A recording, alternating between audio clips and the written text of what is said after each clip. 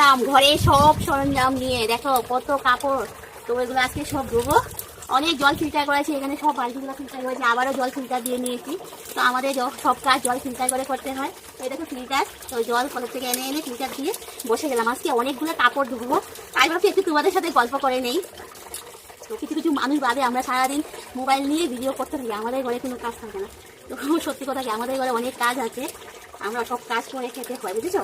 তার মধ্যেই আমাদের মনটা ভালো রাখার জন্য একটু ভিডিও করি, ভালো লাগে। কি বলো বন্ধুরা? আজকে অনেক কাপড় নিয়েছি, এগুলো সব ধোবো।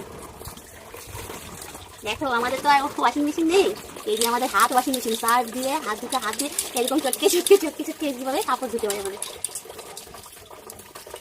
আমাদের এই দুটো হাতেই ওয়াশিং।